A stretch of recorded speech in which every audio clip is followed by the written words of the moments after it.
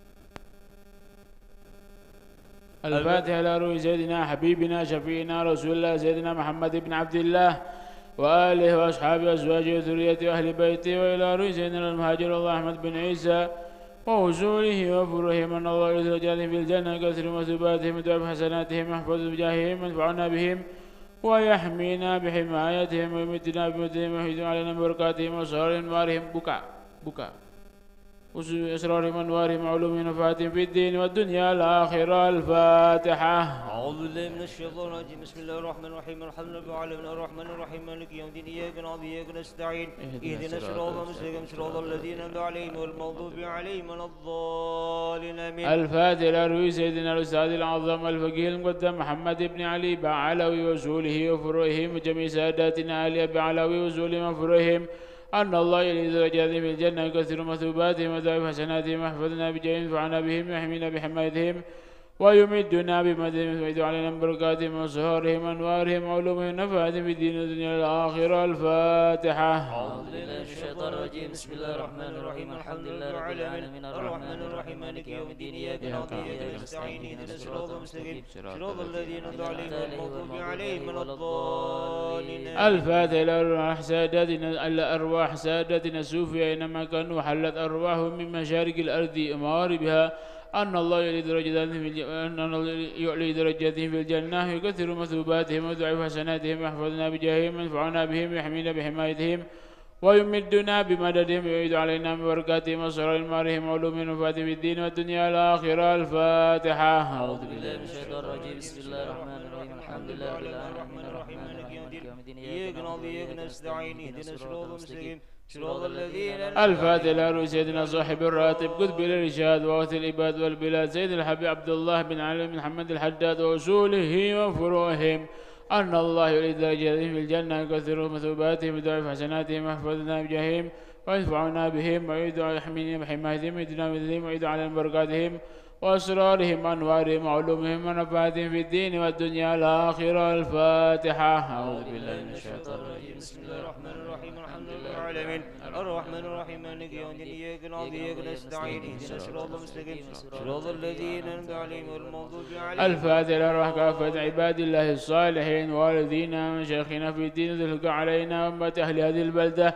من أهل لا إله إلا الله أجمعين إلى رحمات المسلمين حياهم إلى يوم الدين أن الله يغفر لهم ويرحمهم ويفرج قلوب أن الله يغفر لهم ويرحمهم ويفرج قلوب المسلمين يرحمهم ويشفي مرضاهم ويشفي مرضاهم ويجمع شملهم الهدى ويؤلف ذات بينهم ويولي عليهم خيارهم ويصرف عنهم شرارهم ويكفينا وإياهم شر الفتن والمؤذين والمتعدين من قريب أو بعيد ويرخي أسعارهم ويغزر أمطارهم ويؤتي كل سائل منا منكم سؤلا على ما يرضي الله ورسوله ويفتح علينا فتوح العارفين والحجات والمسافرين والغزاة المجاهدين من المسلمين في البر والبحر والجو أجمعين أن الله يسحبهم السلامة والعافية ويردهم إلى أوطانهم بعد قضاء أوطارهم سالمين غانمين محفوظين مرزوقين ويختم لنا ولكم بالحسنى وهو راض عنا في خير ولطف عافية وإلى حضرة النبي محمد صلى الله عليه وعلى آله وصحبه وسلم. الفاتحة. أعوذ بالله من الشيطان الرجيم. بسم الله الرحمن الرحيم. الحمد لله رب العالمين الرحمن الرحيم مالك يوم الدين إياك نعبد وإياك نستعين اهدنا الصراط المستقيم صراط الذين أنعمت عليهم غير المغضوب عليهم ولا الضالين. آمين. اللهم إنا نسألك رضاك والجنة ونعوذ بك من سخطك والنار. اللهم إنا نسألك رضاك والجنة ونعوذ بك من سخطك والنار. اللهم إنا نسألك رضاك والجنة ونعوذ بك من سخطك والنار. يا عالم السر منا لا تهدك ستر عنا وعافنا واعف عنا وكلنا إذ كنا يا عالم السر منا لا تهديك الستر عنا وعافنا واعف عنا وكلنا إذ كنا يا عالم السر منا لا تهديك الستر عنا وعافنا واعف عنا وكلنا إذ كنا. جزا الله عنا سيدنا محمدا صلى الله عليه وعلى آله وصحبه وسلم خيرا. جزا الله عنا سيدنا محمدا صلى الله عليه وسلم ما هو أهل وأهله جزا الله عنا سيدنا محمد صلى الله عليه وآله وسلم خيرا جزا الله عنا سيدنا محمدا صلى الله عليه وآله وسلم ما هو أهله جزا الله عنا سيدنا محمد صلى الله عليه وسلم خيرا جزا الله عنا سيدنا محمدا صلى الله عليه وسلم ما هو أهله جزا الله عنا سيدنا ونبينا محمدا صلى الله عليه وعلى آله وصحبه وسلم أفضل ما جزى نبيا عن أمتي يا الله بها يا الله بها يا الله بحسن الخاتمة يا الله بها يا الله بها يا الله بحسن الخاتمة يا الله بها يا الله بها يا الله بحسن الخاتمة يا لطيفا بخلقه يا عليما بخلقه يا خبيرا بخلقه افتح بنا يا لطيف يا عليم يا خبير يا الله يا لطيفا بخلقه يا خبيرا يا عليما بخلقه يا خبيرا بخلقه افتح بنا يا لطيف يا عليم يا خبير يا الله يا لطيفا بخلقه يا عليما بخلقه يا خبيرا بخلقه افتح بنا يا لطيف يا عليم يا خبير يا الله يا لطيفا بنزل افتح بنا فيما نزل إن لطيف لم تزل افتح بنا والمسلمين يا الله يا لطيفا لم يزل الطف بنا فيما نزل إن لطيف لم تزل افتح بنا والمسلمين يا الله يا لطيفا لم يزل الطف بنا فيما نزل إنك لطيف لم تزل افتح بنا والمسلمين يا الله يا أرحم الراحمين يا أرحم الراحمين يا أرحم الراحمين فرج على المسلمين يا الله يا أرحم الراحمين يا أرحم الراحمين يا أرحم الراحمين فرج على المسلمين يا الله يا أرحم الراحمين يا أرحم الراحمين يا أرحم الراحمين فرج على المسلمين يا الله بسم الله الرحمن الرحيم اللهم يا عديم سلطان يا قديم الإحسان يا دائم النعم يا كاسر الجود يا واسع العطاء يا خفي اللطف يا جميل السمع يا حليما لا يجل صل يا ربي على سيدنا محمد وآله وسلم وأفضل الصحابة أجمعين اللهم لك الحمد شكرا ولك المن فضلا وأنت ربنا حقا ونحن عبيدك رقا وأنت لم تزل ذلك على اللهم يا ميسر كل عسير ويا جابر كل كسير ويا صاحب كل فريد ويا مهني كل فقير ويا مقوي كل ضعيف ويا مأمن كل خائف يسر علينا كل عسير فتيسير العسير عليك يسير اللهم يا من لا يحتاج إلى البيان تفسير حاجاتنا كثير وأنت عالم بها بصير اللهم إنا نخاف منك ونخاف ممن يخاف منك ونخاف ممن لا يخاف منك اللهم بحق من يخاف منك نجنا ممن لا يخاف منك اللهم بحرمة سيدنا محمد صلى الله عليه وسلم اخرسنا بعينك التي لا تنام الذي لا يرم وارحمنا بقدرتك علينا فلا تهلكنا وأنت سكوتنا ورجاؤنا برحمتك يا أرحم الراحمين وصلى الله على سيدنا محمد البشير النذير السراج المنير والحمد لله رب العالمين اللهم إنا نسألك زيادة في الدين وبركة في العمر وسعة في الجسد وسعة في الرزق وتوبة قبل الموت وشهادة عند الموت ومغفرة بعد الموت وعفوا عند الحساب وأمانا من عذاب ونصيبا من الجنة وزن النظر إلى وجهك الكريم وصلى الله على سيدنا محمد وآله وصحبه وسلم سبحان ربك رب العزة عما يصفون وسلام على المرسلين والحمد لله رب العالمين بسم الله الرحمن الرحيم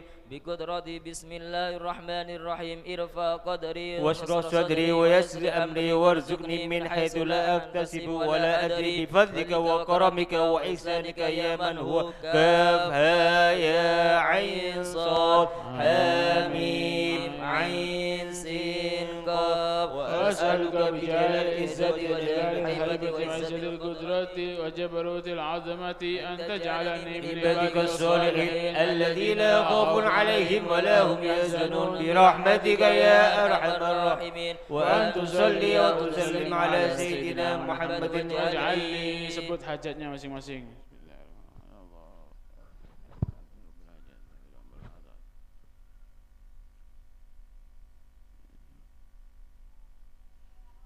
ورضاك والجنة آمين آمين آمين. بسم الله الرحمن الرحيم. اللهم إني أسألك العلم اللدني والمشرب الصافي الهني يا وهاب يا غني. بسم الله الرحمن الرحيم. إن الله وملائكته يصلون على النبي يا أيها الذين آمنوا صلوا عليه وسلموا تسليما. اللهم صل وسلم على سيدنا محمد صاحب التاج والمعراج والبراق والعلم ودافع البلاء والوباء والمرض والعلم جسمه طاهر مطهر معظم منور من اسمه مكتوب مرفوع على اللوح والقلم شمس الدحى بدر الدجى نور الهدى مصباح الظلام سيد الكونين وشفيع الثقلين نبي القاسم سيدنا محمد بن عبد الله سيد عبد المطلب بن هاشم سيد العرب والأجل نبي الحرمين محبوب عند رب المشرقين والمغربين. فيا أيها المشتاقون لنور جماله صلوا عليه وسلموا تسليما. اللهم صل وسلم وبارك عليه. اللهم صل على سيدنا محمد صلاة تغفر بها الذنوب وتصلح بها القلوب وتنطلق بها العصب وتلين بها الصعوب وعلى آله وصحبه إليه منسوب في كل لحظة أبدا عدد خلقه ورضا نفسه وزنة عرشه ومداد كلماته. الذين يحرتون صالح شامل كامل كرة الدنيا من الآخرة على ما نصاحب الوردين فرد شابه سالم صاحب حتى وإلى حضرة النبي محمد صلى الله عليه وسلم. الفاتحة. أعوذ بالله من الشيطان الرجيم. الحمد لله رب العالمين الرحمن الرحيم مالك يوم الدين نستعين.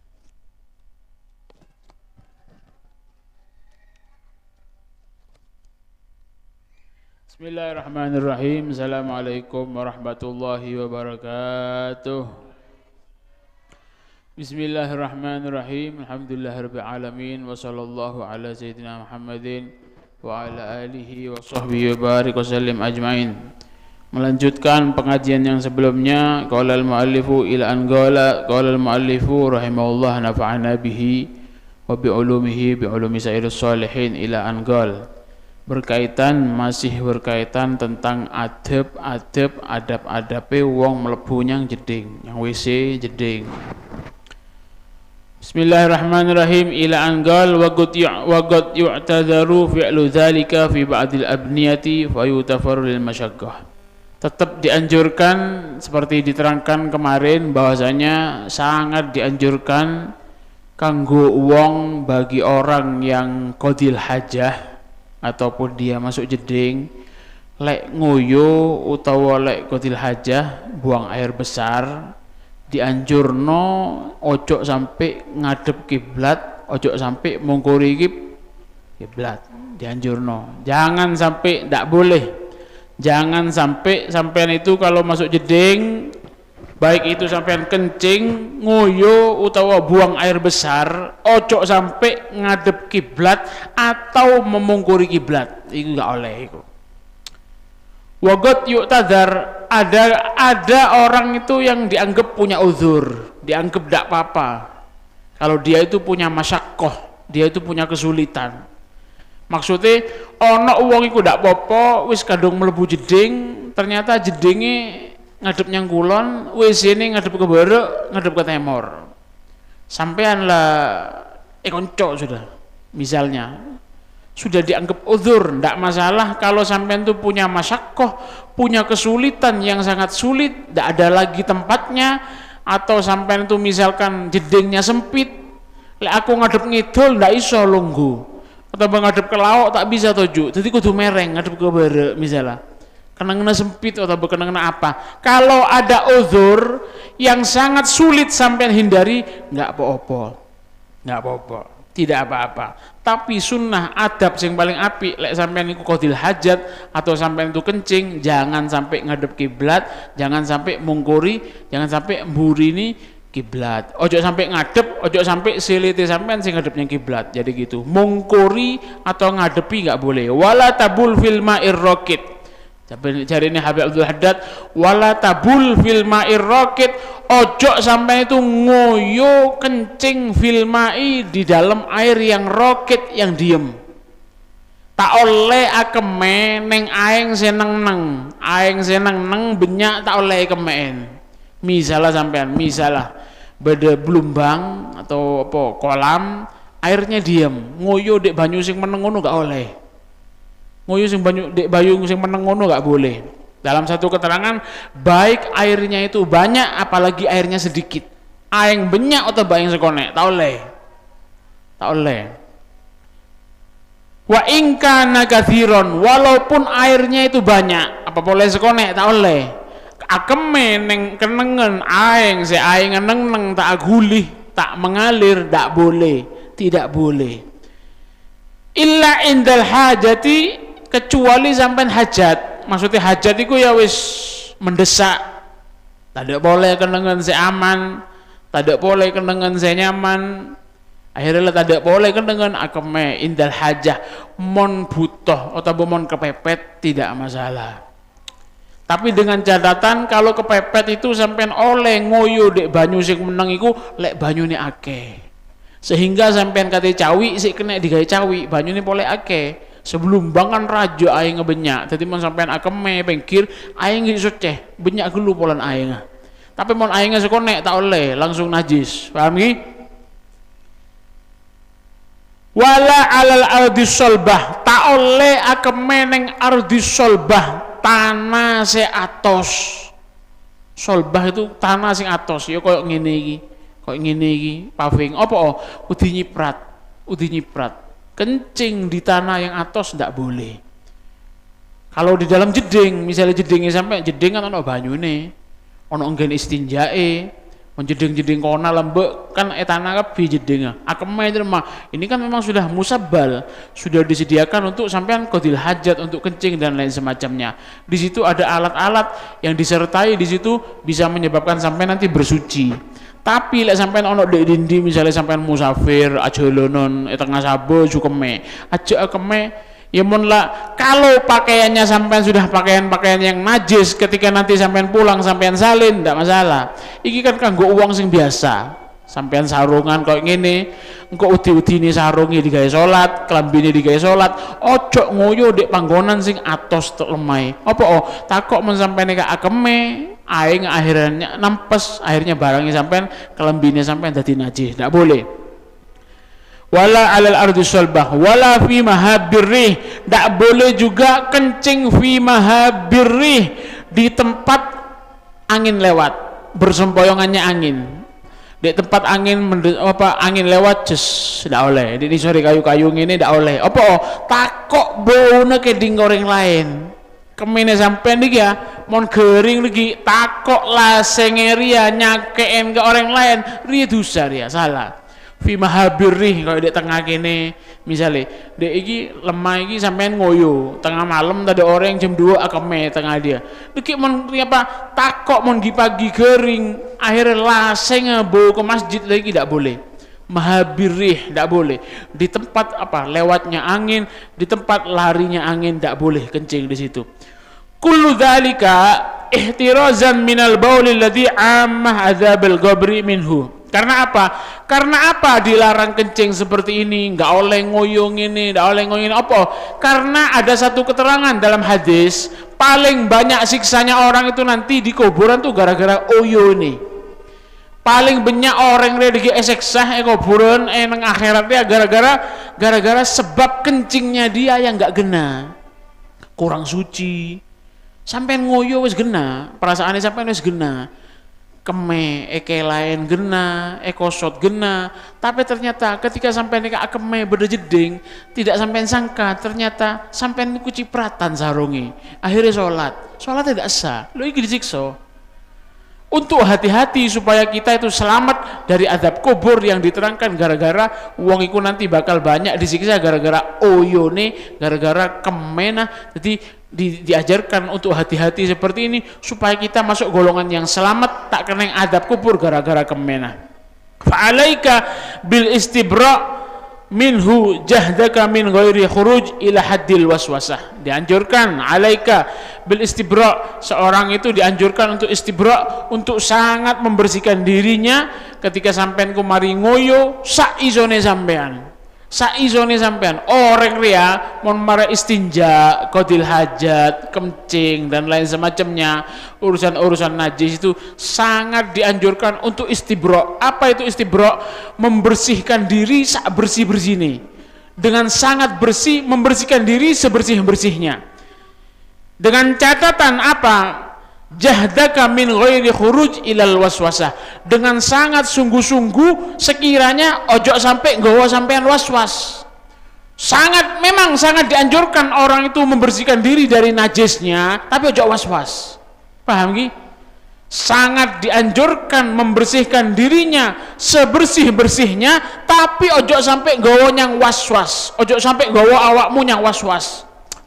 Kurang bersih, karena kurang tidak usah, tidak boleh. Pokok sampai sudah berusaha, sudah eseram telo kale, ekosot bi sabun, mare eseram bersih, tak usah pikiran riagi soce apa enggak, tak usah, tidak boleh. Sangat dianjurkan, sampai itu dianjurkan untuk sangat membersihkan, tapi bukan dianjurkan untuk sangat mikiri. Ojo dipikiri iki bersih apa ndak. Mari ekosot telo kale, gelek mari keneng teman cok sokon sampean misalnya beco jeding mari bersih mari sabun ki bau apa njak dia mon bau takok najis, tidak boleh mikirin terlalu dalam gitu, tidak boleh. Pokok sampean gue sudah mengerjakan pekerjaannya dengan sangat lebih, misalnya teman cok remi, misalnya teman cok beca sebeda ae ngarwa siram sekalian kan lebih bersih kan gitu biasanya. Sampean itu iso nyiram ping telu, disiram ping telu sudah jelas gak ada itu.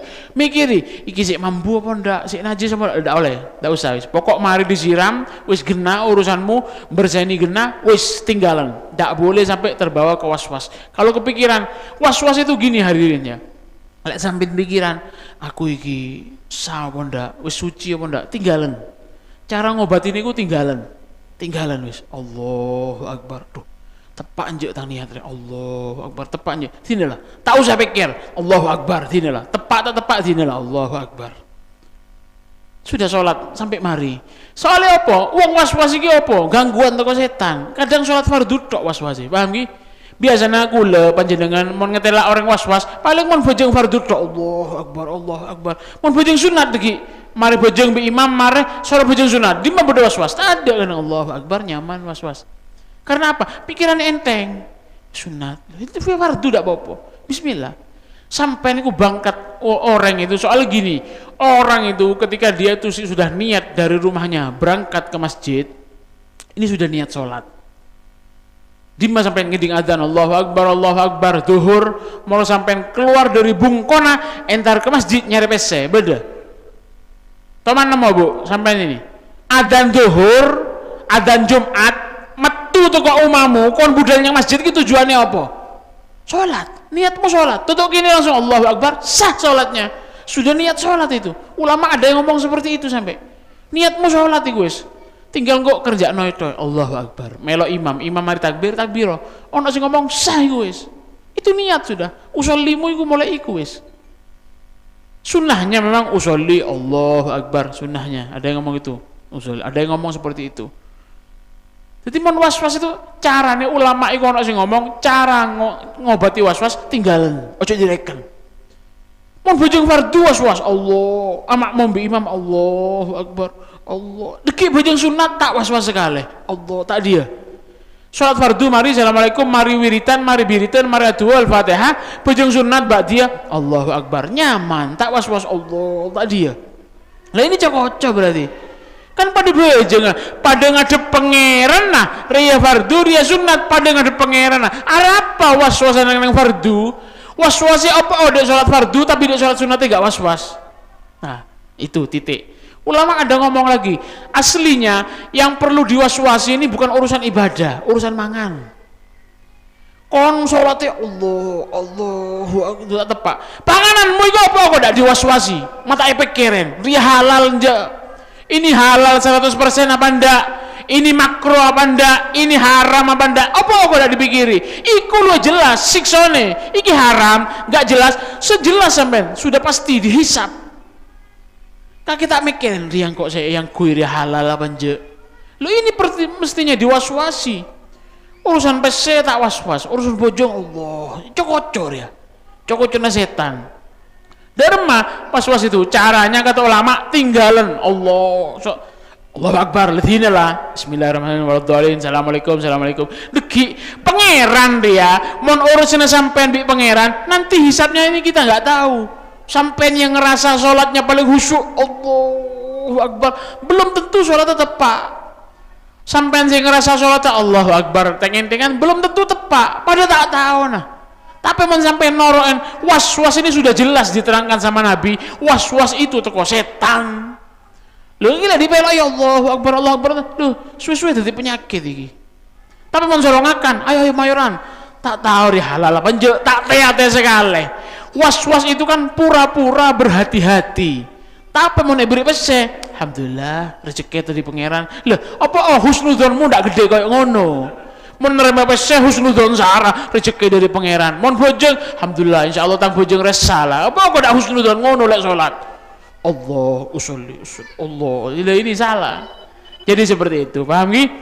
Jangan sampai terjatuh kepada wis pokoknya kon ngerjakno wis istimewa, lebih teko batas-batas wajib sah sudah. Jangan pikiran, aduh